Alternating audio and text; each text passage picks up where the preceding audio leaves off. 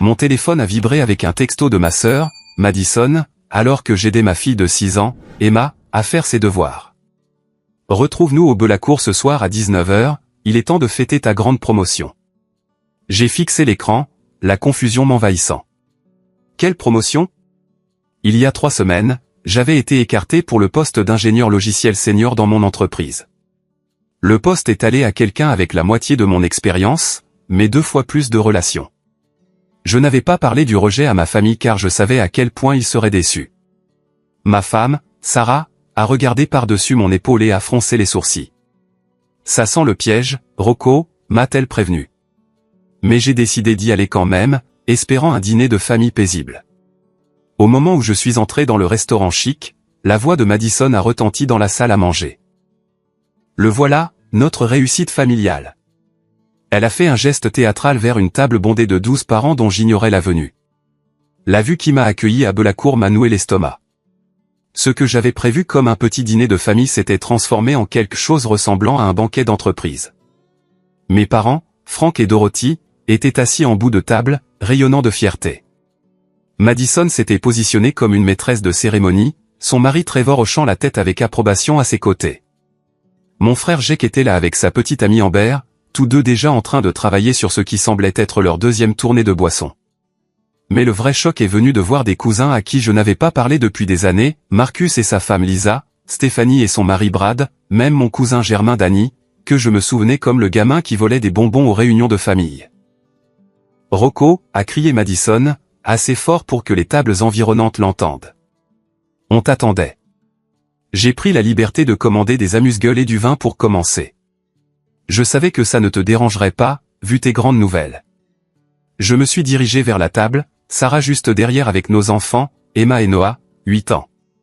Le restaurant était clairement haut de gamme, le genre d'endroit où les serveurs portaient des chemises blanches impeccables et où les prix du menu vous faisaient regarder à 2 fois. Des lustres en cristal projetaient une lumière chaude sur des nappes en lin et le doux murmure de conversation sophistiquée remplissait l'air. « Madison » ai-je dit doucement en prenant ma place. « De quoi s'agit-il » Je n'ai parlé à personne d'une quelconque promotion. Elle a agité la main d'un air dédaigneux. « Oh, ne sois pas modeste. Mère a appris des Johnson que tu gagnes beaucoup d'argent maintenant. Ils ont dit que leur fille travaille dans ton entreprise et a mentionné que tu as été promu à un poste technique important. » Mon père, Frank, s'est penché en avant, son visage buriné plissé de satisfaction. « Il était temps, mon fils. J'ai toujours su que tu en avais les capacités. Ta mère et moi avons dit à tout le monde à quel point nous sommes fiers. » J'ai senti la main de Sarah serrer la mienne sous la table. Elle sentait le piège se refermer sur nous. « En fait, papa, il y a eu un malentendu. Je n'ai pas eu cette promotion. En fait, j'ai été écarté il y a 3 semaines. » L'expression de Frank s'est légèrement assombrie. « Ne sois pas modeste, Rocco. Ta mère l'a appris de sources fiables. Il n'est pas nécessaire de minimiser ton succès. » Avant que je puisse répondre, Madison s'est levée et a fait teinter son verre de vin avec un couteau à beurre.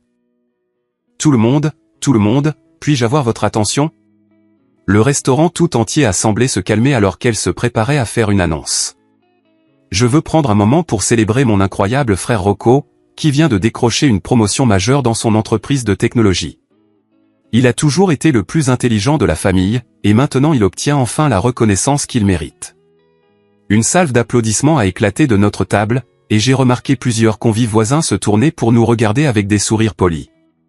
Mon visage a brûlé d'embarras alors que Madison poursuivait son discours impromptu.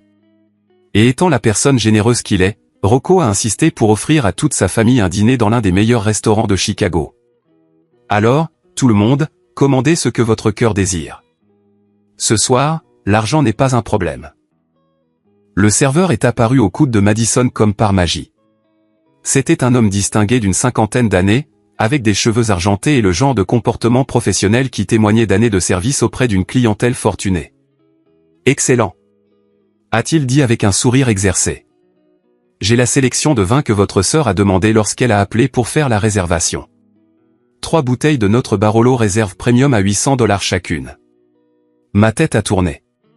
$2400 juste pour le vin, et nous n'avions même pas encore commandé de nourriture. La prise de Sarah sur ma main s'est resserrée alors qu'elle traitait les mêmes chiffres. « Madison, ai-je dit en essayant de garder ma voix égale, on doit parler en privé. Mais elle était déjà en pleine conversation avec le cousin Marcus à propos de la sélection de vins. Rocco connaît ses vins, disait-elle. Il a développé un goût assez sophistiqué depuis sa promotion. N'est-ce pas, mon frère? Trevor est intervenu de sa voix nasillarde. Madison m'a dit que tu diriges pratiquement tout le département technique maintenant. Ça doit venir avec une augmentation de salaire assez substantielle. J'ai regardé autour de la table les visages remplis d'attente et d'excitation. Ce n'étaient pas de mauvaises personnes. C'étaient des membres de la famille qui avaient lutté financièrement pendant des années, qui m'avaient vu aller à l'université et construire une carrière pendant qu'ils travaillaient dans des emplois manuels ou élevaient des enfants avec des budgets serrés. Dans leur esprit, mon prétendu succès était enfin leur chance de vivre quelque chose de luxueux. Mais la réalité était écrasante. Mon salaire réel en tant qu'ingénieur logiciel ordinaire était confortable mais modeste. Sarah et moi avions soigneusement budgétisé pour payer les factures médicales des traitements contre l'asthme d'Emma plus tôt cette année-là. Nous conduisions une Honda Accord d'occasion et vivions dans une petite maison de 3 chambres dans une banlieue de classe moyenne. Nous étions responsables avec l'argent, mais nous n'étions certainement pas riches. Le serveur est revenu avec les bouteilles de vin, chacune présentée avec un flair cérémoniel. Les étiquettes étaient élégamment conçues, et je pouvais pratiquement sentir les signes de dollars s'additionner à chaque bouchon qui était tiré. Madison avait orchestré toute cette soirée sans me consulter, et maintenant j'étais piégé devant toute ma famille élargie. Le premier plat sera notre sélection d'antipasti signature, a annoncé le serveur. Votre sœur a spécialement demandé notre arrangement premium avec du prosciutto importé, des fromages affinés et des fruits de mer frais. C'est un supplément de $40 par personne. Madison a rayonné. Je savais que Rocco ne voudrait que le meilleur pour sa célébration familiale. Alors que les assiettes d'amuse-gueule magnifiquement disposées arrivaient, j'ai réalisé qu'il ne s'agissait pas seulement d'un repas gratuit. Madison utilisait ma prétendue promotion comme un moyen de se faire valoir, d'élever son propre statut par association. Elle voulait être la sœur du frère qui a réussi, celle qui pouvait appeler des restaurants chers et organiser des célébrations somptueuses. La performance était autant pour son propre ego que pour le plaisir de la famille. Mais le moment le plus choquant est survenu lorsque Madison s'est de nouveau levée et s'est adressée non seulement à notre table, mais à toute la salle à manger. « Excusez-moi, tout le monde » a-t-elle appelé, sa voix portant à travers le restaurant. « Je veux juste partager une merveilleuse nouvelle. Mon frère ici, elle a pointé directement vers moi, vient de devenir un millionnaire de la technologie avec sa nouvelle promotion. Il offre un dîner à toute sa famille ce soir, et c'est le genre d'homme qui croit au partage de son succès. Une véritable inspiration pour nous tous. » Le restaurant a éclaté en applaudissements polis de la part d'étrangers qui n'avaient aucune idée qu'ils assistaient à une fiction élaborée. D'autres convives ont levé leur verre de vin dans notre direction, souriant chaleureusement à ce qu'ils percevaient comme une célébration familiale touchante. Je me suis senti complètement exposé, comme un imposteur assis au centre d'un mensonge que je n'avais jamais accepté de raconter. Les applaudissements des étrangers résonnaient encore dans mes oreilles alors que Madison se rasseyait sur sa chaise avec un sourire satisfait. Elle venait d'annoncer à une salle comble que j'étais millionnaire, et maintenant il n'y avait plus de retour en arrière possible. Le poids des attentes pesait sur moi comme une force physique. Maintenant que nous avons bien commencé la célébration, a poursuivi Madison, faisons de cette soirée un moment inoubliable. Elle a de nouveau fait signe au serveur. Apportez-nous vos plus belles sélections de menus. Je veux voir le bœuf wagyu, les queues de homard, peut-être une partie de cette tour de fruits de mer premium que j'ai vu servi plus tôt. Le cousin Marcus s'est frotté les mains avec impatience. Je n'ai jamais mangé de vrai wagyu avant. C'est incroyable, Rocco. Enfin, quelqu'un de la famille a réussi. En fait, a ajouté sa femme Lisa, prenons 2 plats principaux chacun. Je veux dire, quand aurons-nous une autre occasion comme celle-ci? Mon frère Jake a ri et m'a tapé dans le dos. Tu te souviens quand on se partageait une pizza à 3 parce qu'on ne pouvait pas se payer la nôtre? Regarde-toi maintenant, gros bonnet. Le serveur est revenu avec des menus reliés en cuir qui ne contenaient aucun prix, toujours un signe dangereux. Alors que les membres de la famille parcouraient les pages décrivant des steaks vieillis à sec, du homard frais du Pacifique et des délices importés, j'ai senti mon anxiété monter. Chaque article qu'il pointait avec enthousiasme représentait 50 à $100 de plus ajoutés à une facture qui devenait déjà hors de contrôle. Je crois que j'ai besoin d'air, ai-je dit doucement à Sarah. Peux-tu surveiller les enfants une minute? Je me suis excusé de la table et je me suis dirigé vers les toilettes, mais au lieu de cela, je suis sorti dans la fraîche soirée de Chicago. Le contraste entre l'atmosphère chaleureuse et coûteuse à l'intérieur et la réalité de la rue était saisissant. J'ai sorti mon téléphone et j'ai appelé le système automatisé de ma banque pour vérifier le solde de mon compte courant. La voix mécanique a confirmé ce que je savais déjà, 1237 $. Avec mes cartes de crédit presque au maximum à cause des dépenses médicales d'Emma, j'étais face à un désastre financier potentiel. Quand je suis retourné à la table, Madison m'a pris à part près du poste d'accueil. « Te voilà. Je commençais à m'inquiéter que tu aies pris peur de payer pour tout le monde. Madison, on doit parler sérieusement. Je n'ai pas eu de promotion. J'ai en fait été écarté pour ce poste il y a 3 semaines. La personne qui l'a obtenu a la moitié de mon expérience et a des relations grâce à son père qui travaille dans l'industrie. Je ne peux pas me permettre de payer un dîner pour 12 personnes dans un restaurant comme celui-ci. » Son expression est passée de la confusion à quelque chose ressemblant à de l'agacement. « Que veux-tu dire par « tu n'as pas eu de promotion » ? J'ai déjà dit à tout le monde que tu as réussi maintenant. Tu ne peux pas m'embarrasser comme ça. T'embarrasser ? Je n'ai jamais accepté quoi que ce soit. Tu as organisé tout ce dîner sans me le demander. Eh bien, tu es là, n'est-ce pas ? Écoute, je comprends que tu sois peut-être nerveux à l'idée de dépenser de l'argent, mais tu ne peux pas humilier notre famille parce que tu t'inquiètes pour une facture de carte de crédit. Mets-le juste sur plusieurs cartes si tu dois le faire. J'ai regardé ma sœur avec incrédulité. Madison, je ne crois pas que tu comprennes.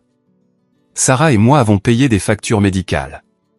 On fait un budget serré pour les courses et l'essence. Je ne peux pas simplement dépenser des milliers de dollars pour un dîner. Mon père, Frank, avait apparemment entendu une partie de notre conversation car il s'est approché de nous avec une expression sévère.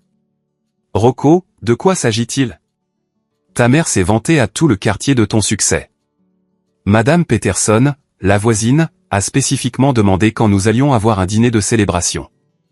Vas-tu humilier cette famille parce que tu t'inquiètes pour de l'argent ?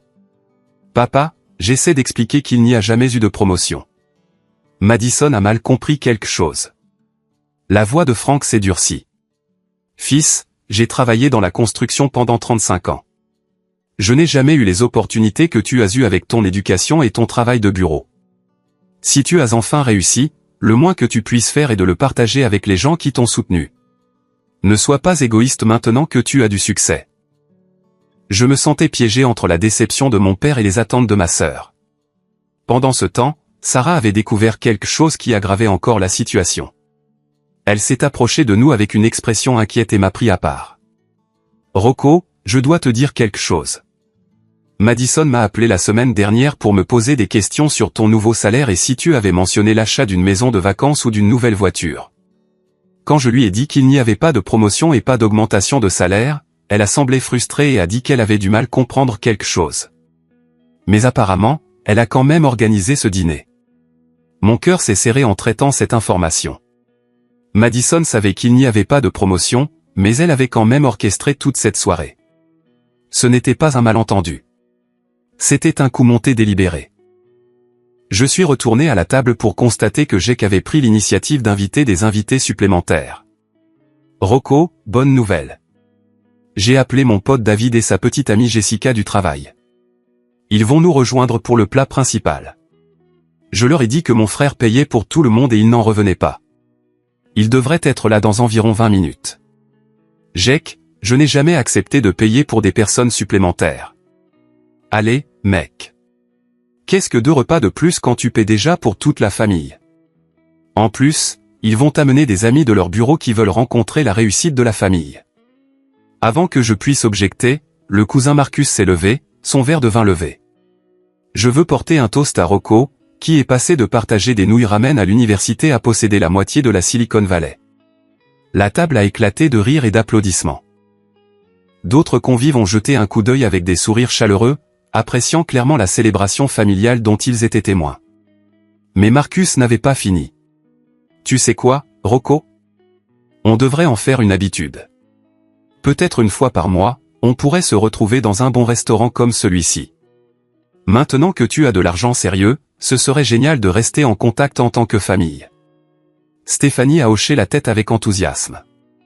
C'est une idée merveilleuse. On pourrait essayer différents restaurants haut de gamme de la ville.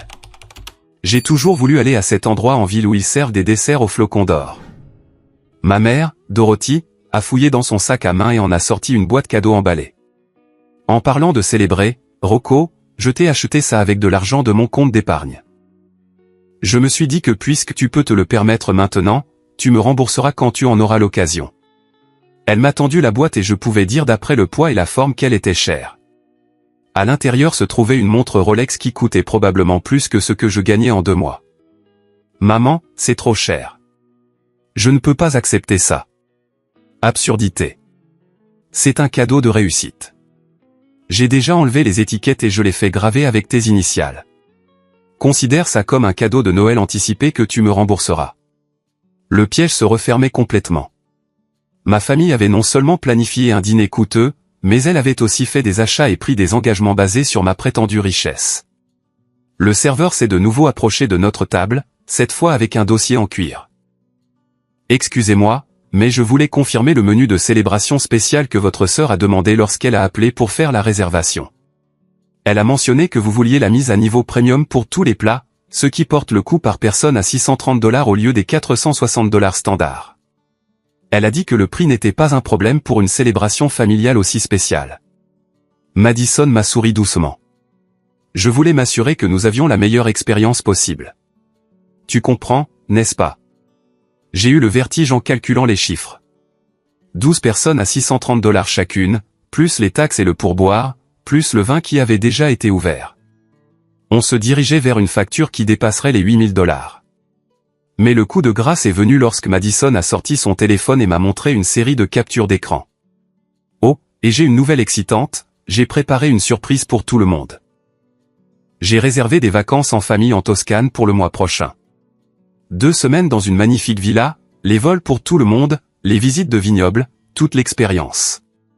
Je me suis dit qu'avec ton nouveau succès, tu voudrais offrir à la famille quelque chose de vraiment spécial. Elle m'a montré des emails de confirmation imprimés et des détails sur l'itinéraire. 15 personnes, vol en première classe, hébergement de luxe, visite privée et expérience culinaire raffinée. Le coût total était de plus de $40 000. J'ai dû verser des acomptes pour tout garantir et le paiement intégral est du lundi. Je savais que tu serais si excité d'offrir à la famille ce cadeau incroyable. Ce sera le voyage d'une vie. J'ai regardé les papiers en état de choc complet. Madison ne m'avait pas seulement piégé pour payer un dîner coûteux, mais elle m'avait également engagé à financer des vacances européennes qui coûteraient plus que mon salaire annuel.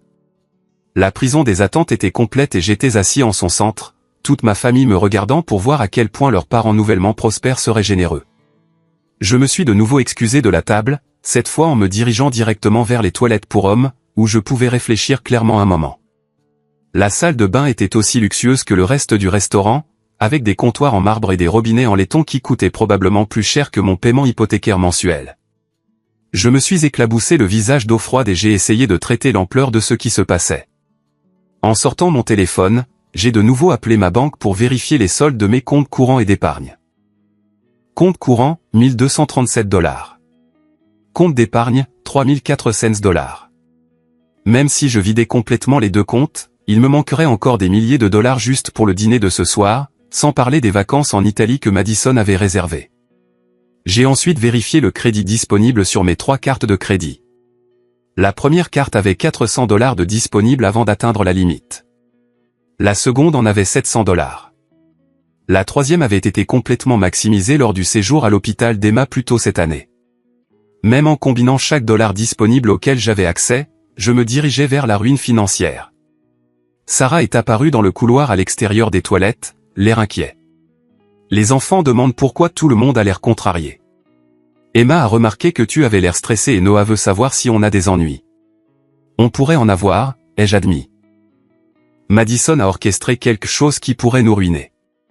La facture du dîner seul sera de $8000 ou plus, et elle a aussi réservé des vacances en famille de $40 000 qu'elle s'attend à ce que je paie d'ici lundi. Le visage de Sarah est devenu pâle. Rocco, notre paiement hypothécaire est dû la semaine prochaine. On a exactement assez sur le compte courant pour le couvrir, plus les services publics et les courses. Si tu paies ce dîner, on ne pourra pas payer nos factures. Nous sommes retournés à la table pour constater que les amis de Jake étaient en effet arrivés, ainsi que 2 couples supplémentaires qu'ils avaient amenés avec eux. Notre groupe était passé de 12 à 18 personnes, et les nouveaux arrivants parcouraient déjà le menu et commandaient des boissons. Voilà notre hôte, a appelé David, le collègue de Jake. Jake nous a tout raconté sur ta grande promotion. C'est incroyable, mec. Je n'ai jamais été dans un restaurant aussi chic. Jake rayonnait de fierté en me présentant aux nouveaux venus. Tout le monde, voici mon frère Rocco. Il vient d'être promu à un poste de direction technique de haut niveau. En gros, il dirige toute l'entreprise maintenant. J'ai regardé les visages de personnes que je n'avais jamais rencontrées qui s'attendaient à ce que je paie pour leur repas coûteux sur la base de mensonges que mon frère leur avait racontés. Le serveur planait à proximité, clairement dépassé par le groupe qui s'agrandissait et incertain de la manière de gérer la logistique. Dorothy s'est penchée et a chuchoté assez fort pour que les tables voisines l'entendent. Rocco, chérie, assure-toi de laisser un pourboire généreux. J'ai dit à Madame Henderson de l'église que notre fils sait comment traiter le personnel de service correctement maintenant qu'il est riche. Le commentaire m'a fait réaliser quelque chose de terrible. Ma famille n'avait pas seulement planifié ce dîner. Ils avaient fait la publicité de mon prétendu succès dans leurs cercles sociaux. Ma mère s'était vantée auprès de ses amis de l'église. Mon père en avait apparemment parlé aux voisins et aux collègues. Jake avait invité des gens de son bureau. Madison avait répandu la nouvelle à quiconque voulait l'entendre. Je n'étais pas seulement piégé pour payer un dîner coûteux. J'étais piégé pour maintenir une fiction publique que des dizaines de personnes croyaient maintenant être la vérité. Marcus s'est approché de moi avec une expression sérieuse. Rocco, je voulais te parler d'une opportunité d'investissement. Maintenant que tu réussis si bien, j'ai pensé que tu pourrais être intéressé à m'aider à créer une petite entreprise. Rien de trop important, peut-être juste 20 ou 30 000 pour lancer une entreprise d'aménagement paysager. Avec ton succès, ce serait un excellent moyen d'aider la famille.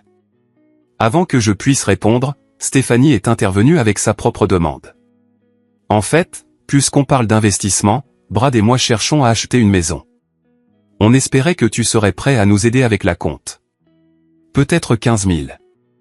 On te rembourserait avec intérêt, bien sûr. Les demandes n'arrêtaient pas d'affluer. Trevor a mentionné une idée de start-up qui avait besoin de financement. Lisa a parlé des frais de scolarité de sa fille. Danny a évoqué une facture de réparation de voiture qu'il ne pouvait pas se permettre. Il semblait que tout le monde à table était arrivé avec un discours préparé sur la façon dont je pouvais partager ma nouvelle richesse. Frank s'est levé et s'est adressé à toute la table, sa voix portant l'autorité d'un patriarche familial. Je veux dire à quel point Dorothy et moi sommes fiers de Rocco. Nous l'avons élevé pour qu'il travaille dur et qu'il se souvienne de sa famille quand le succès viendrait. Ce soir est la preuve que nous avons fait quelque chose de bien. Il s'est tourné vers les tables voisines et a parlé assez fort pour que tout le monde dans les environs l'entende. Mon fils est parti de rien et maintenant il possède un morceau de la Silicon Valley. C'est le genre d'homme qui partage ses bénédictions avec les gens qui l'ont soutenu. Voilà à quoi ressemblent les valeurs familiales en Amérique. D'autres convives ont hoché la tête avec approbation et quelques personnes ont même recommencé à applaudir. J'avais l'impression d'être piégé dans une performance où tout le monde sauf moi connaissait le script. Le serveur est apparu avec la bouteille de vin la plus chère que j'ai jamais vue. C'est le Brunello 1997 qui a été spécialement demandé, a-t-il annoncé. 12 000 $ la bouteille, et nous en ouvrons 3 comme demandé. Madison a applaudi avec enthousiasme. Parfait. Je voulais que ce soir soit vraiment mémorable. Rocco, tu vas adorer ce vin. J'ai lu dans un magazine que les cadres qui réussissent célèbrent toujours avec des millésimes comme celui-ci. Alors que le sommelier effectuait une cérémonie d'ouverture de vin élaboré, j'ai réalisé que Madison avait transformé mon prétendu succès en un fantasme de style de vie complet. Elle ne se contentait pas de dépenser mon argent imaginaire. Elle créait une identité entière autour de ma prétendue richesse. Mais le point de rupture est survenu lorsqu'elle s'est de nouveau levée et a fait une annonce qui a brisé toute illusion restante que c'était un simple dîner de famille. Tout le monde, j'ai une dernière surprise. J'ai contacté une journaliste du Chicago Tribune qui écrit sur les réussites locales. Elle va nous rejoindre ici pour le dessert pour interviewer Rocco sur son ascension d'une famille ouvrière à un cadre technique. L'article paraîtra dans la section des affaires du dimanche avec une photo de nous tous célébrant ensemble. Mon sang s'est glacé. Une interview dans un journal rendrait le mensonge permanent et public d'une manière qui pourrait détruire non seulement mes relations familiales, mais potentiellement ma carrière réelle si mon véritable employeur voyait l'article. Madison, ai-je dit en me levant brusquement. Je dois te parler en privé, tout de suite. Mais elle était déjà au téléphone avec la journaliste. Oui, nous sommes à Bella Court sur North Michigan Avenue. La célébration familiale se déroule parfaitement. Mon frère est tout ce que vous pourriez souhaiter dans une histoire de réussite. J'ai regardé autour de la table 18 personnes qui s'attendaient à ce que je finance leur soirée, des membres de la famille qui avaient déjà pris des engagements financiers basés sur ma prétendue richesse, et des étrangers qui croyaient assister à un récit touchant de réussite américaine. Le réseau de mensonges était devenu si complexe que je ne voyais plus comment m'en échapper sans détruire des relations et des réputations qui avaient mis des années à se construire. Sarah a croisé mon regard de l'autre côté de la table. Elle pouvait voir que j'approchais d'une dépression complète. Nos enfants étaient assis tranquillement, sentant la tension mais ne comprenant pas sa source. Emma avait cessé de manger et me regardait avec l'inquiétude intuitive que les enfants développent lorsqu'ils sentent que leurs parents sont en détresse. Le serveur s'est approché avec les menus des desserts et des informations sur les boissons après le dîner. La facture continuait de grimper. Les attentes continuaient de monter. Et les mensonges étaient sur le point de devenir publics dans le principal journal de Chicago. Quelque chose en moi a finalement craqué. Je me suis levé si brusquement que ma chaise a raclé le sol en marbre, créant un son qui a fait se retourner plusieurs tables voisines. Le restaurant tout entier a semblé s'arrêter alors que je me préparais à m'adresser non seulement à ma famille, mais à tous ceux qui étaient à portée de voix. Arrêtez, ai-je dit, ma voix portant plus d'autorité que je n'en avais jamais utilisée avec mes parents. Arrêtez tout de suite. Madison avait l'air confuse et légèrement agacée. Rocco, qu'est-ce qui ne va pas? La journaliste sera là dans 20 minutes. Tu dois te préparer pour l'interview. Il n'y aura pas d'interview, car il n'y a pas de promotion. Les mots sont sortis clairs et définitifs. Je n'ai pas été promu il y a 3 semaines. En fait, j'ai été écarté pour le poste auquel j'avais postulé. Une femme nommée Jennifer Chen a obtenu le poste à la place, malgré moins d'expérience, car son père travaille dans l'industrie et a fait les bonnes relations. La table est devenue complètement silencieuse. Même les nouveaux arrivants du travail de GEC ont cessé leur conversation pour écouter. Mon salaire actuel en tant qu'ingénieur logiciel ordinaire est de 68 000 $ par an. Après impôts, assurance maladie et cotisation de retraite, je ramène à la maison environ 4 200 $ par mois. Sarah et moi vivons dans une maison de 3 chambres avec un paiement hypothécaire de 1 800 $. Nous conduisons une Honda Accord d'occasion qui a 8 ans. Nous faisons nos courses dans des supermarchés avec des coupons et achetons les vêtements de nos enfants dans des magasins discount. L'expression de Frank passait de la confusion à l'embarras. Fils, de quoi parles-tu? On a appris de sources fiables que tu as eu une promotion majeure. Papa, il n'y a pas eu de source fiable. Il y a eu un malentendu que Madison a transformé en un fantasme élaboré. Je me suis tourné pour faire face directement à ma sœur. Madison, tu as appelé Sarah la semaine dernière et tu as posé des questions sur ma prétendue promotion et mon augmentation de salaire. Quand elle t'a dit qu'il n'y en avait pas, tu as décidé d'organiser ce dîner quand même. Le visage de Madison est devenu rouge. Ce n'est pas vrai. Je pensais sincèrement que tu avais été promu. Quand Sarah a mentionné que tu passais un entretien pour quelque chose, j'ai supposé que tu l'avais obtenu. Mais même après que Sarah ait clarifié que je n'avais pas obtenu le poste, tu as quand même réservé ce restaurant. Tu as quand même invité 12 membres de la famille. Tu as quand même précommandé du vin cher et amélioré le menu à 630 $ par personne. Et tu as certainement réservé des vacances de 40 000 $ en Italie sans me le demander. Sarah s'est levée et s'est adressée à la table avec une dignité tranquille. Je n'ai jamais dit à Madison que Rocco avait été promu. Quand elle m'a appelé, j'ai expliqué clairement qu'il était déçu de ne pas avoir obtenu le poste auquel il avait postulé. Elle a soit mal compris délibérément, soit décidé de créer une célébration quand même. La révélation a créé une vague de murmures inconfortables autour de la table. Les membres de la famille ont commencé à se regarder avec confusion et un embarras croissant.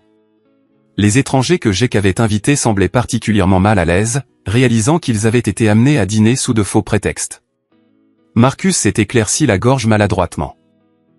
Alors, quand tu as dit qu'il gagnait beaucoup d'argent maintenant? Je n'ai jamais dit ça, ai-je répondu. Madison l'a annoncé sans me consulter. Elle a aussi dit aux gens que j'avais acheté une maison de vacances et une nouvelle BMW, ce qui est complètement faux. Elle a créé une version entièrement fictive de ma vie. Trevor avait l'air choqué en traitant cette information. Mais Madison m'a montré des photos de ce qu'elle a dit être votre nouvelle maison. C'était probablement des photos d'un site immobilier, a dit doucement Sarah. On vit dans la même maison depuis 6 ans. Le poids de la situation devenait clair pour tout le monde à table. Les amis de Jake se regardaient mal à l'aise, voulant clairement partir.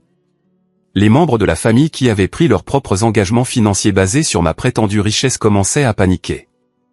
Dorothy a pris la parole d'une voix tremblante. Mais je t'ai déjà acheté cette montre. J'ai dépensé $3000 de mon épargne retraite parce que je pensais que tu pouvais te permettre de me rembourser. Maman, je ne t'ai jamais rien demandé.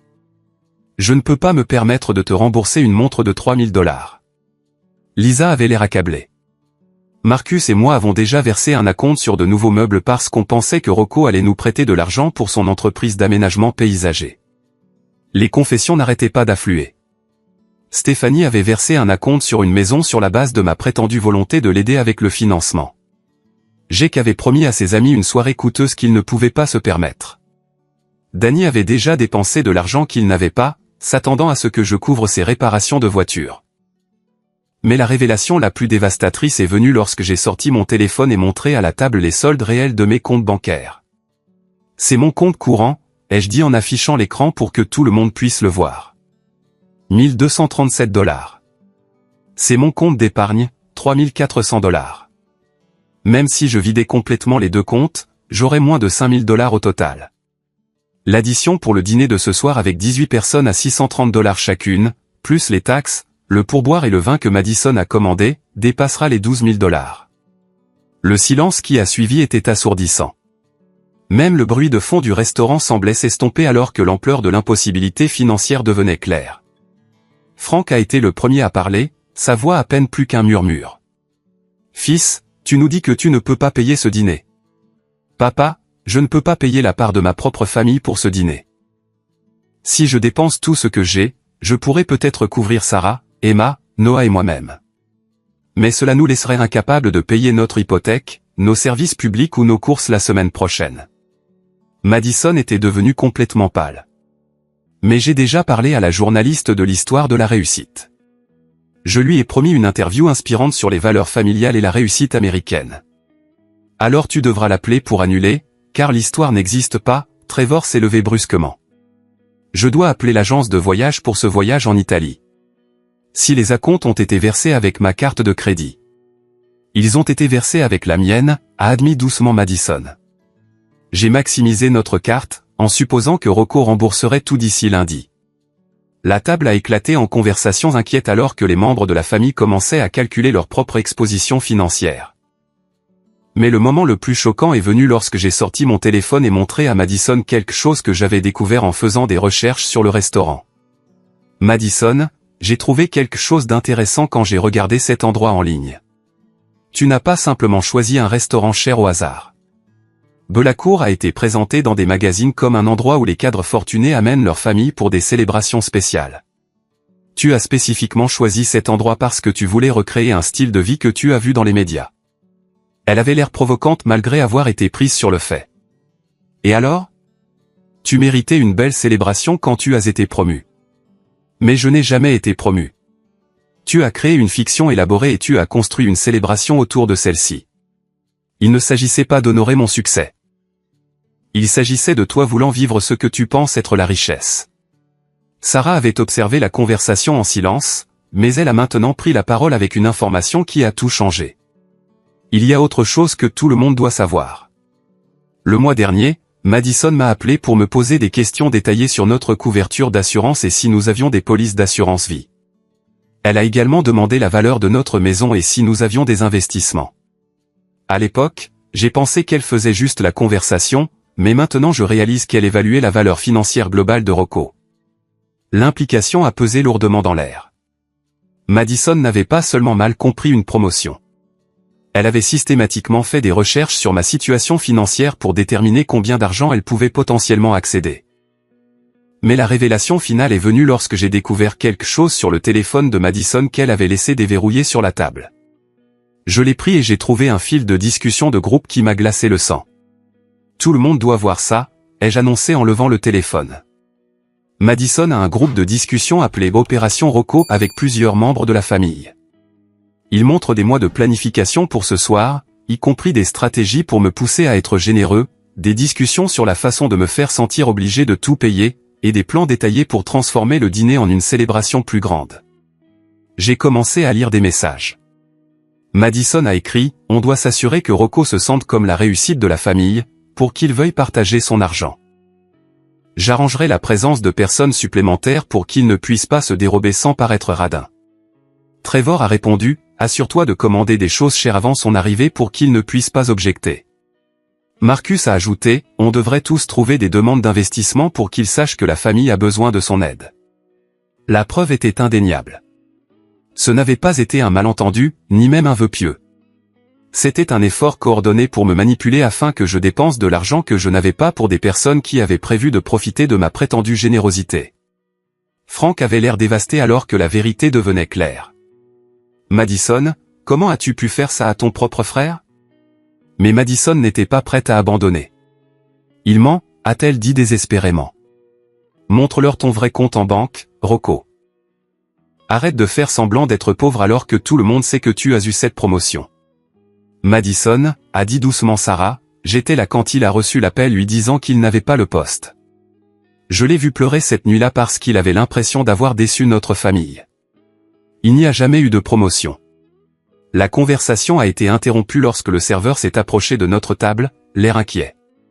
Excusez-moi, mais on doit discuter de la situation de la facture. Plusieurs articles ont déjà été préparés en cuisine et le vin qui a été ouvert ne peut pas être retourné. Allons-nous avoir des problèmes de paiement ce soir? Tous les yeux à table se sont tournés vers moi, attendant ma réponse. 18 personnes, dont la plupart me tenaient à cœur, assises dans un restaurant cher qu'elles ne pouvaient pas se permettre, piégées dans un mensonge qui avait dépassé le contrôle de quiconque. J'ai regardé mes enfants, qui regardaient leur père naviguer dans le moment le plus difficile de sa vie d'adulte. J'ai pensé à Sarah, qui m'avait soutenu à travers les déceptions de carrière et les difficultés financières sans jamais demander plus que ce que je pouvais donner. J'ai pensé à mes parents, qui avaient travaillé dur toute leur vie et méritaient l'honnêteté de leurs enfants. Et j'ai pris une décision qui allait tout changer. J'ai regardé directement le serveur et j'ai parlé avec un calme confiant. Il y a eu un malentendu important ce soir que je dois résoudre. S'il vous plaît, donnez-moi 30 minutes pour gérer cette situation correctement et ensuite nous réglerons la note en fonction de ce que chaque partie peut réellement se permettre. Les yeux de Madison se sont écarquillés d'alarme. Rocco, qu'est-ce que ça veut dire exactement? Ça veut dire que je vais payer pour ce que ma famille a consommé et que tout le monde devra prendre la responsabilité de ses propres choix. Je me suis tourné pour m'adresser à toute la table. Je veux que tout le monde comprenne quelque chose clairement.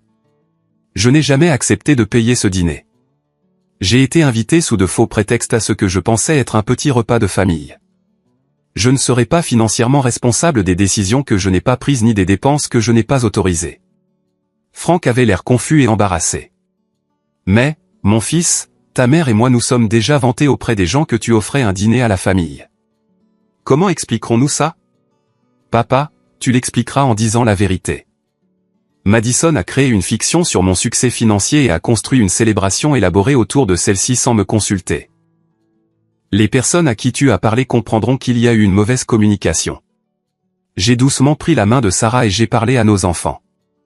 Emma, Noah, je veux que vous alliez avec maman prendre l'air dehors. On vous rejoindra près de la voiture dans quelques minutes. Alors que ma femme et mes enfants se préparaient à partir, je me suis retourné vers la table avec un nouveau sentiment de clarté. Je réalise que beaucoup d'entre vous ont pris des engagements financiers sur la base d'informations que Madison vous a données sur ma prétendue richesse. C'est regrettable, mais ça ne crée pas d'obligation pour moi de financer ces engagements. Les amis de Jake se levaient déjà pour partir. David s'est approché de moi avec une expression d'excuse. « Mec, c'est vraiment gênant. Jake nous a dit que tu payais pour tout le monde, mais on peut couvrir nos propres repas. On ne voulait pas te mettre dans une situation difficile. » J'apprécie, ai-je répondu. Le malentendu n'était pas de votre faute. Alors que les collègues de Jake se dirigeaient vers l'avant du restaurant pour payer leurs propres notes, je me suis adressé à mes vrais membres de la famille. Je veux que tout le monde réfléchisse attentivement à ce qui s'est passé ici ce soir. Madison n'a pas seulement planifié un dîner coûteux. Elle a créé une version fictive de ma vie et l'a utilisée pour vous manipuler tous afin que vous participiez à quelque chose que personne d'entre nous ne pouvait se permettre.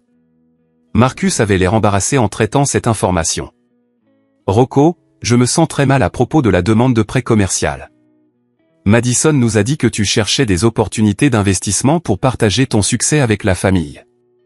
Marcus, la conversation sur le prêt commercial n'aurait jamais eu lieu si tu avais connu la vérité sur ma situation financière réelle.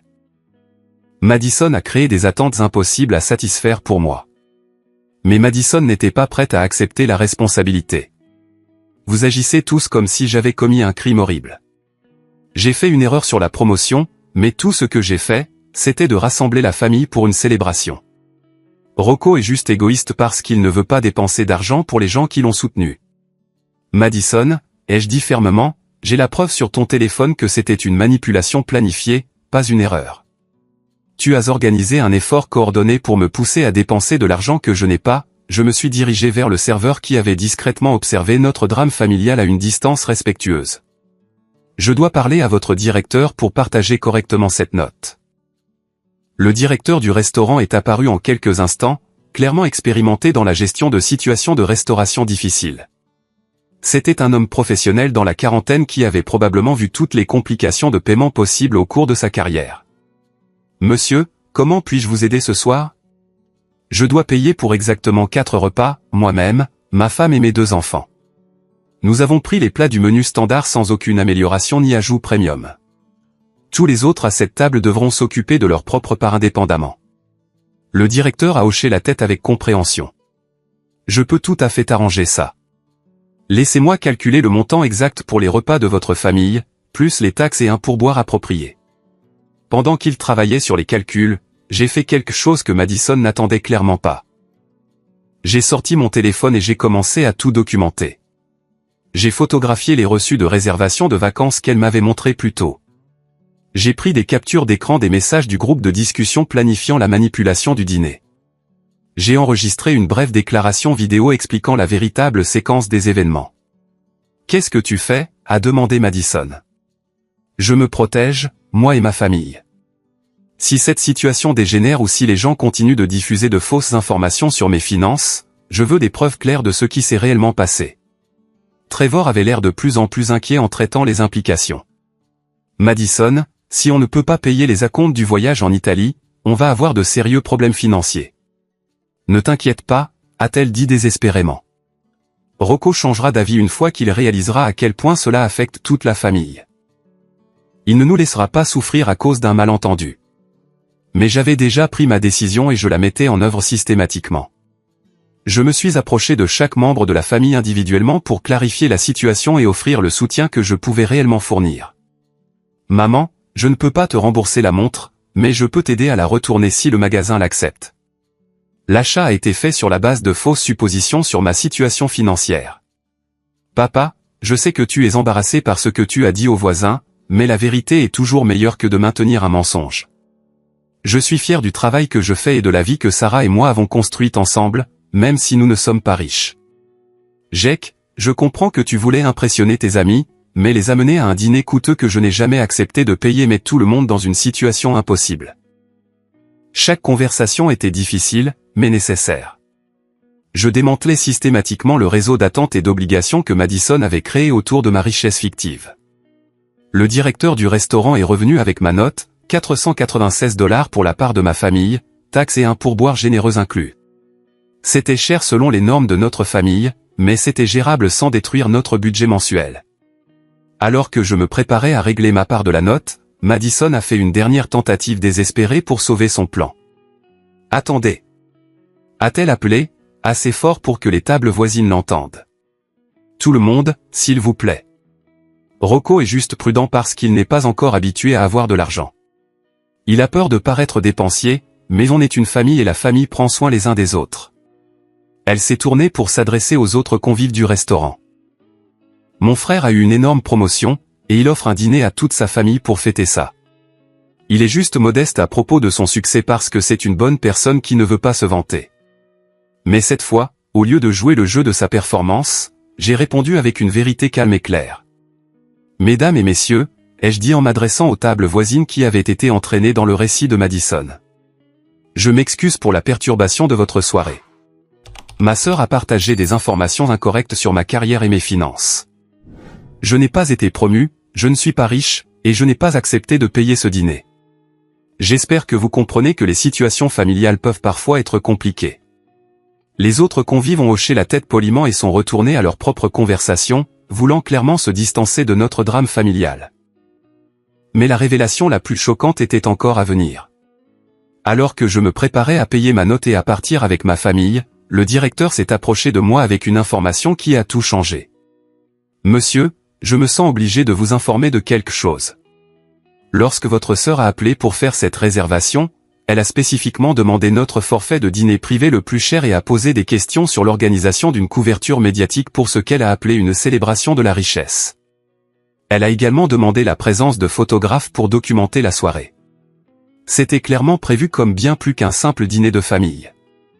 La preuve était accablante. Madison n'avait pas seulement manipulé la famille pour une soirée coûteuse, mais elle avait également tenté de transformer mon succès fictif en un événement de relations publiques à son propre profit. Et puis j'ai découvert quelque chose qui a révélé la véritable profondeur de sa tromperie.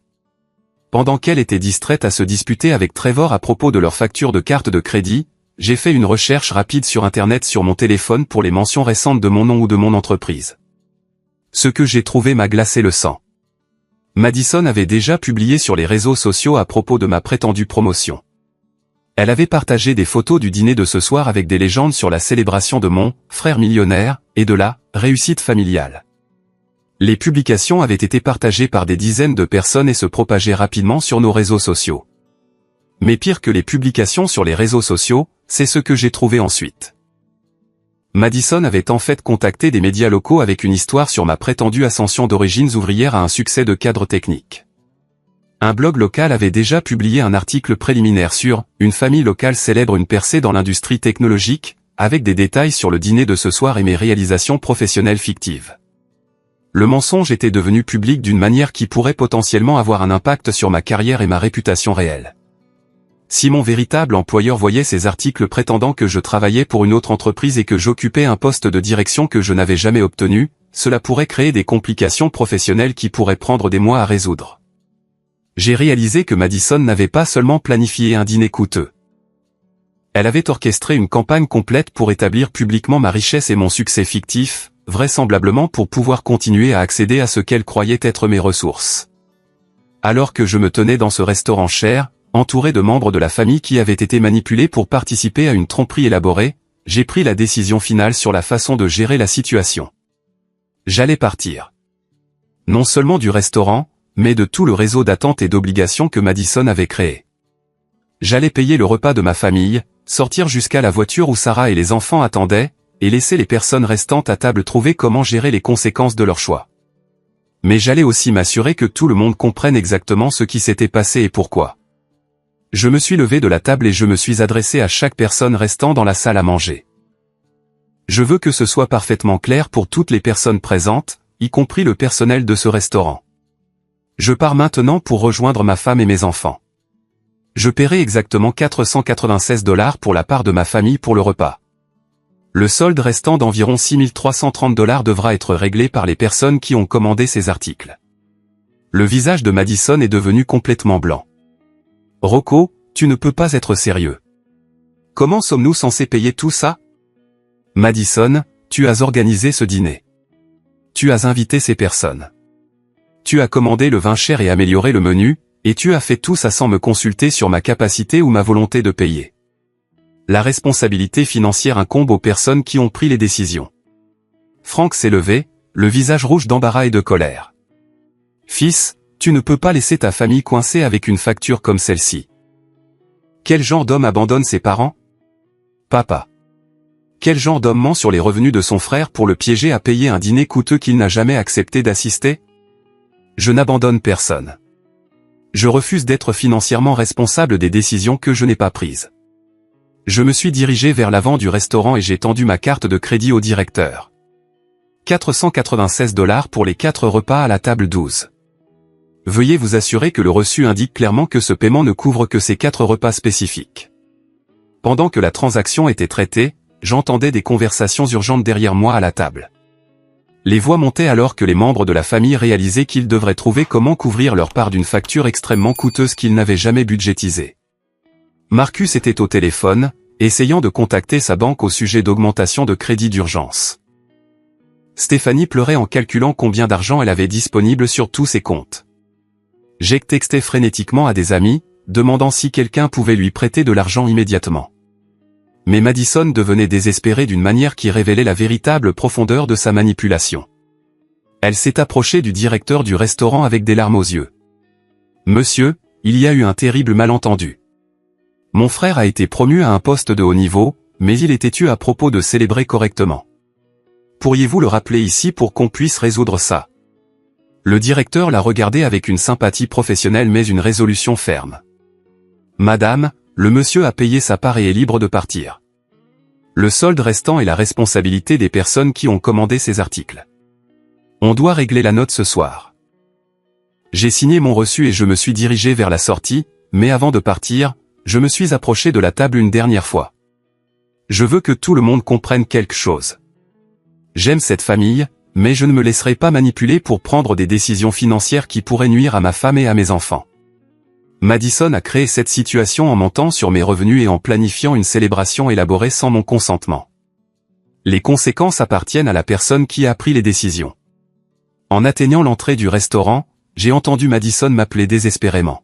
« Rocco, s'il te plaît, tu ne peux pas laisser la famille souffrir à cause d'un malentendu. On sera embarrassé devant tout le monde. » Je me suis retourné pour lui faire face. « Madison, ce n'était pas un malentendu.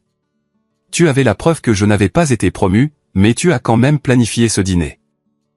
Tu as créé des histoires fictives sur ma richesse et tu les as répandues dans la famille et la communauté. Tu as organisé un effort coordonné pour me pousser à payer des choses que je ne pouvais pas me permettre. Ce sont les conséquences naturelles de ces choix. » À l'extérieur du restaurant, Sarah attendait près de notre voiture avec Emma et Noah. Les enfants étaient silencieux, sentant clairement la gravité de la situation, mais ne comprenant pas entièrement ses implications. « Comment ça s'est passé ?» a demandé Sarah alors que nous montions dans la voiture. « J'ai payé pour notre famille et j'ai laissé tout le monde s'occuper de sa propre part. C'était la seule façon de faire comprendre qu'on ne se laissera pas manipuler pour prendre des décisions financières qu'on ne peut pas se permettre. » En rentrant chez nous, mon téléphone a commencé à vibrer avec un flot incessant d'appels et de textos. Madison appelait à plusieurs reprises, ses messages vocaux allant d'accusations de colère à des supplications désespérées. Jake a envoyé plusieurs textos affirmant que j'avais abandonné la famille et détruit des relations qui avaient mis des années à se construire. Marcus a laissé un message vocal disant qu'il était déçu de mon égoïsme et qu'il n'arrivait pas à croire à quel point l'argent m'avait changé. Mais l'appel le plus dévastateur est venu de ma mère, Dorothy. « Rocco, chérie, tu dois revenir et arranger cette situation. Madison pleure et ton père est plus en colère que je ne l'ai jamais vu. Le restaurant menace d'appeler la police si quelqu'un ne paie pas la note. S'il te plaît, ne laisse pas notre famille s'effondrer pour de l'argent. » J'ai écouté le message vocal avec Sarah assise à côté de moi et nous avons tous les deux compris l'ampleur de ce qui se passait. Notre famille élargie vivait une crise qui pourrait endommager de manière permanente les relations, tout cela parce que Madison avait bâti une fiction élaborée autour de mon prétendu succès. « Devrions-nous y retourner ?» a demandé doucement Sarah. « Si on y retourne et qu'on paie cette note, on apprend à tout le monde que la manipulation fonctionne. On met aussi notre propre famille en danger financier pour éviter un embarras temporaire. » 20 minutes après avoir quitté le restaurant, j'ai reçu un appel téléphonique qui a tout changé. Le directeur du restaurant appelait mon téléphone portable. « Monsieur, je voulais vous informer de la situation ici. Les membres restants de votre groupe ne peuvent pas couvrir la note. Plusieurs cartes de crédit ont été refusées et le montant total du dépasse ce qu'ils peuvent payer ce soir. On devra faire appel aux forces de l'ordre si la note n'est pas réglée bientôt. » « Je comprends, » ai-je répondu. J'ai payé la part de ma famille en totalité. Le solde restant n'est pas de ma responsabilité. Je respecte ça, monsieur, mais je voulais vous donner une occasion de reconsidérer avant de prendre d'autres mesures. Après avoir raccroché, Sarah et moi avons discuté de nos options. On pouvait retourner au restaurant et sauver tout le monde en payant une note qui dévasterait notre budget familial. On pouvait essayer de négocier une sorte de plan de paiement qui nous laisserait quand même financièrement tendus pendant des mois. Ou on pouvait maintenir notre position et laisser nos parents faire face aux conséquences naturelles de leurs décisions. Qu'est-ce que les enfants apprendraient si on y retournait et qu'on payait, a demandé Sarah. Ils apprendraient que d'autres personnes peuvent prendre des décisions coûteuses pour notre famille sans notre consentement et qu'on les sauvera toujours des conséquences. Et qu'apprendront-ils si on n'y retourne pas? Ils apprendront que notre famille prend des décisions financières avec soin et qu'on ne laisse pas d'autres personnes contrôler notre budget par la culpabilité ou la manipulation. Nous discutions encore de la situation quand mon téléphone a de nouveau sonné. Cette fois, c'était Madison et sa voix était différente de tout ce que j'avais jamais entendu. Elle paniquait vraiment. « Rocco, tu dois nous aider. Ils disent qu'ils vont appeler la police pour filouterie. La carte de crédit de Trevor a été refusée et la mienne est au maximum. Marcus n'a pas assez d'argent et Jake est dans la même situation. Papa a essayé de le mettre sur sa carte, mais sa limite n'est que de 2000 $. On va se faire arrêter si quelqu'un ne paie pas cette note. Madison, tu as créé cette situation en planifiant un dîner coûteux que personne d'entre nous ne pouvait se permettre. Je t'ai dit clairement que je n'étais pas promu et que je ne pouvais pas payer pour tout le monde. Mais je pensais que tu étais juste modeste. Je ne savais pas à quel point la situation financière était grave. Tu avais la preuve qu'il n'y avait pas de promotion. Tu as choisi d'organiser le dîner quand même parce que tu voulais vivre ce que tu pensais être la richesse. Ce sont les conséquences de cette décision. Le téléphone est resté silencieux un long moment avant que Madison ne reprenne la parole, sa voix à peine plus qu'un murmure. Rocco, ils appellent la police maintenant. Le directeur a dit qu'on a 10 minutes pour régler la note ou ils porteront plainte pour vol de service. S'il te plaît, je t'en supplie. Je te rembourserai d'une manière ou d'une autre. Je prendrai un deuxième travail. Je ferai tout ce qu'il faudra. J'ai regardé Sarah, qui pouvait entendre la voix de Madison au téléphone. Nos enfants écoutaient depuis la banquette arrière, assez grands pour comprendre que quelque chose de grave arrivait à leur famille élargie. Mais l'appel final est arrivé 30 minutes plus tard d'un numéro que je ne reconnaissais pas. Quand j'ai répondu, c'était un policier. C'est Rocco Thompson? Je suis l'agent Williams de la police de Chicago. J'appelle au sujet d'un incident au restaurant Bellacourt impliquant des membres de votre famille. Plusieurs personnes affirment que vous avez accepté de payer le repas mais que vous êtes parti sans régler la note. Pouvez-vous clarifier la situation pour moi? J'ai expliqué toute la séquence des événements à l'agent, y compris la tromperie de Madison sur ma promotion, les tactiques de manipulation révélées dans le groupe de discussion, et ma décision de ne payer que la part de ma famille pour le repas. Donc, vous dites que vous n'avez jamais accepté de payer pour les autres parties. C'est exact, officier. J'ai été invité à ce que je croyais être un petit dîner de famille, mais je suis arrivé pour trouver 12 personnes supplémentaires et des articles coûteux précommandés que je n'avais jamais autorisé ni accepté de payer. Et vous avez payé la part de votre propre famille? Oui, monsieur. 496 $, taxes et pourboires inclus. J'ai le reçu. Merci de clarifier, monsieur Thompson. D'après ce que vous m'avez dit, vous n'avez aucune obligation légale de payer pour des repas que vous n'avez pas commandés ni autorisés. Le restaurant devra trouver des arrangements de paiement avec les personnes qui ont réellement consommé les articles. Après que l'agent ait raccroché, j'ai réalisé que l'épreuve de ma famille était loin d'être terminée. La crise financière au restaurant n'était que le début de ce qui serait probablement des mois ou des années de relations endommagées et de conversations difficiles. Mais j'ai aussi réalisé autre chose. Pour la première fois de ma vie d'adulte, j'avais protégé ma famille de la manipulation en établissant des limites claires et en refusant d'être culpabilisé pour prendre des décisions qui nuiraient à notre sécurité financière. Le prix de cette protection allait être plus élevé que je ne l'avais prévu. Le lendemain matin, je me suis réveillé avec 17 appels manqués et 43 textos. La nouvelle de l'incident du restaurant s'était répandue dans tout notre réseau familial élargi, créant des effets d'entraînement que je n'avais pas prévus. Certains parents étaient furieux contre moi d'avoir abandonné la famille en crise. D'autres étaient choqués d'apprendre la manipulation de Madison et voulaient comprendre ce qui s'était réellement passé. Mais l'appel le plus important est venu de mon oncle Phil, le frère aîné de mon père, qui avait toujours été la voix sage et silencieuse dans les conflits familiaux. Il m'a demandé s'il pouvait passer prendre un café pour une conversation privée. « Rocco » a dit oncle Phil alors que nous étions assis dans ma cuisine. « Je dois te dire quelque chose qui pourrait changer ton opinion sur la nuit dernière. Madison m'a fait exactement le même coup l'année dernière. il a expliqué comment Madison avait organisé une célébration de réunion de famille, prétendant que tout le monde contribuait de manière égale pour couvrir les coûts.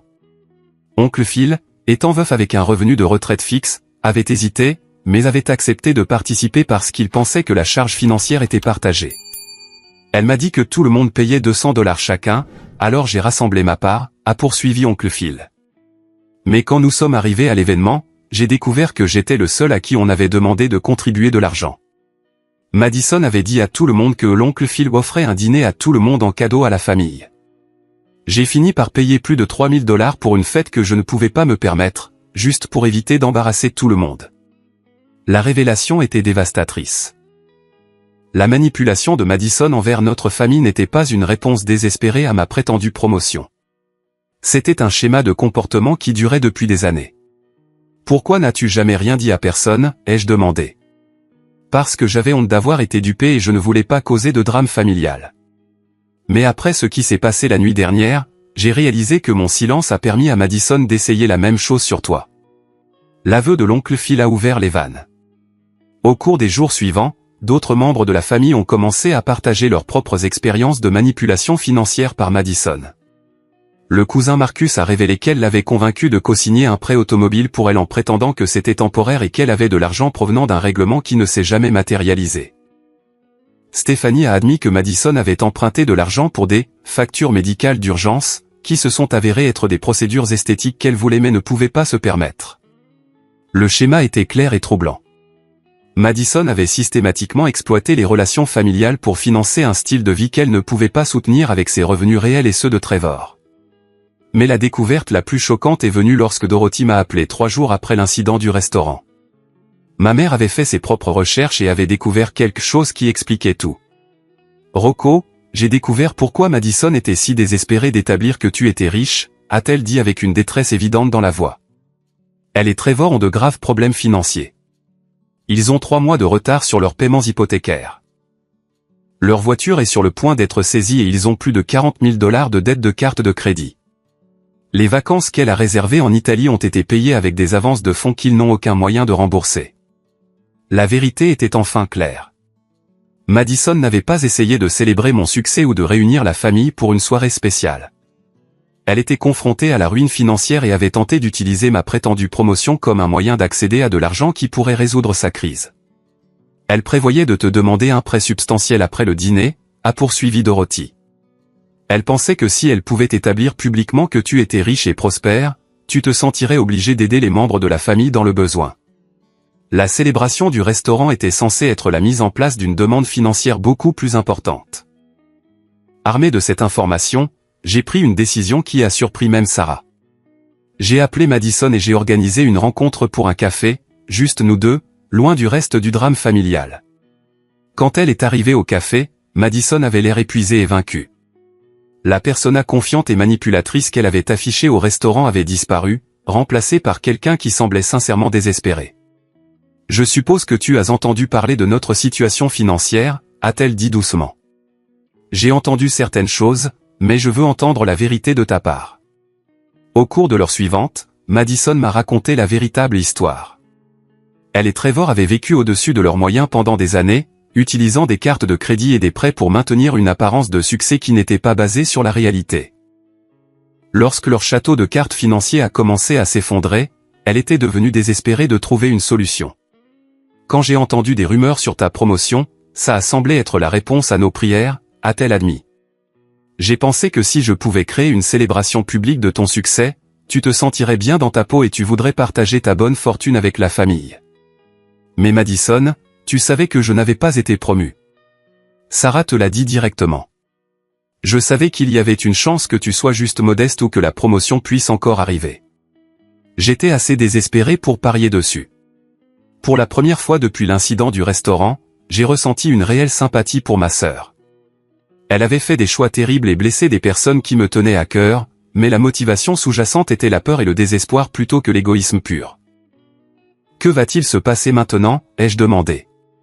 On va probablement perdre la maison. Trevor parle déjà à un avocat spécialisé en faillite. Les acomptes des vacances en Italie sont perdus et on devra faire face aux sociétés de cartes de crédit à propos des avances de fonds. Il faudra des années pour se remettre de ce gâchis. J'ai pris une décision qui nous a tous les deux surpris.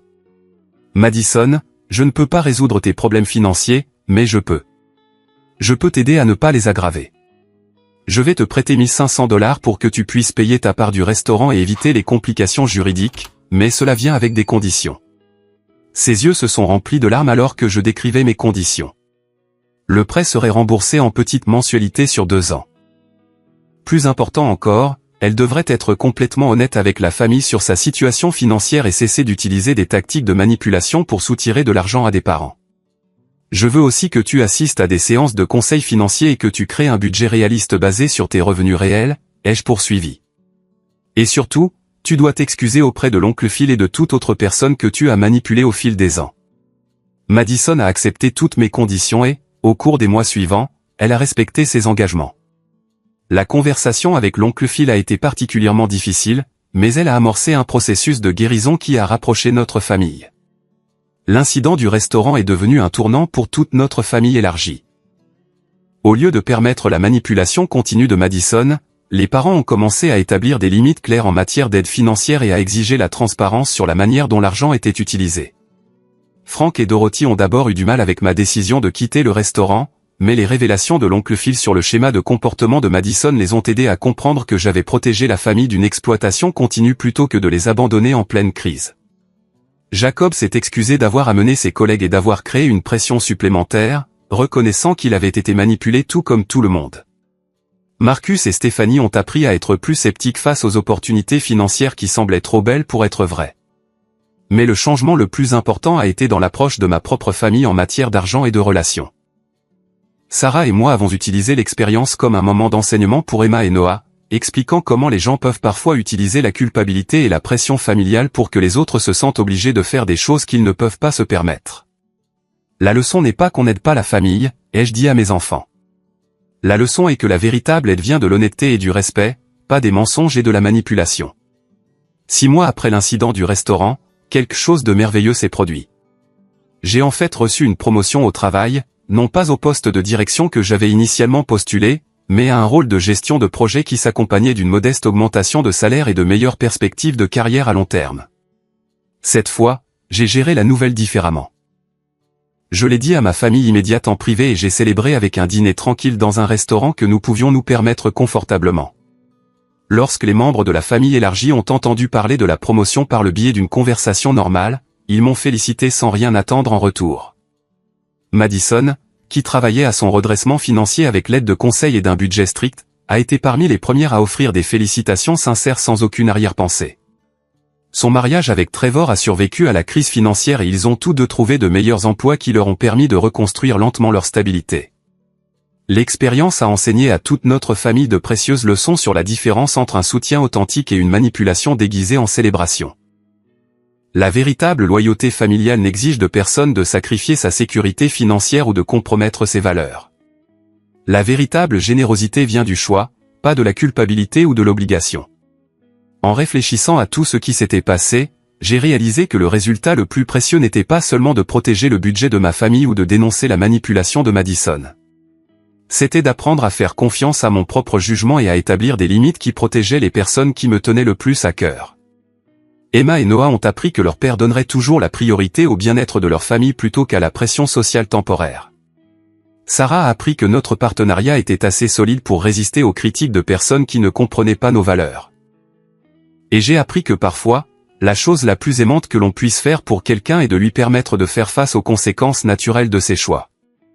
La note du restaurant a finalement été réglée grâce à une combinaison de plans de paiement et de contributions familiales qui ne m'ont pas impliqué. Madison et Trevor ont payé leur part sur 6 mois.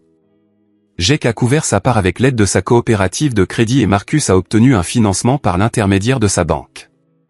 Tout le monde a appris à prendre la responsabilité de ses propres décisions financières. 1 an plus tard, nos réunions de famille étaient plus petites mais plus authentiques. Au lieu de célébrations élaborées conçues pour impressionner les autres, nous nous sommes concentrés sur le fait de passer du temps ensemble d'une manière que tout le monde pouvait se permettre. Les relations qui ont survécu étaient plus fortes parce qu'elles étaient basées sur l'honnêteté plutôt que sur l'obligation financière. Et chaque fois que quelqu'un de la famille était confronté à une véritable crise, nous étions en mesure de l'aider efficacement car nos ressources n'étaient pas drainées par la manipulation et les urgences artificielles. Le moment le plus satisfaisant est venu lorsqu'Emma, maintenant âgée de 7 ans, m'a dit qu'elle était fière que j'ai fait ce qu'il fallait même quand c'était difficile. Sa compréhension que l'intégrité nécessite parfois des choix difficiles m'a donné l'assurance que nous avions enseigné à nos enfants de précieuses leçons sur le caractère et la responsabilité. En y repensant, j'ai réalisé que l'incident du restaurant n'était pas seulement une question d'argent ou de drame familial.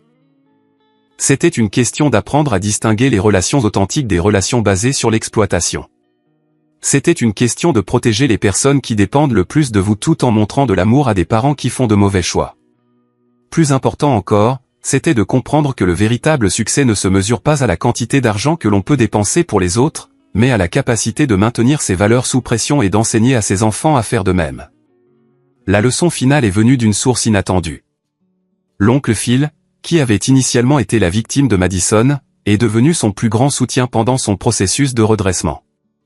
Il a compris que les gens peuvent changer lorsqu'ils font face à de réelles conséquences et reçoivent un soutien approprié.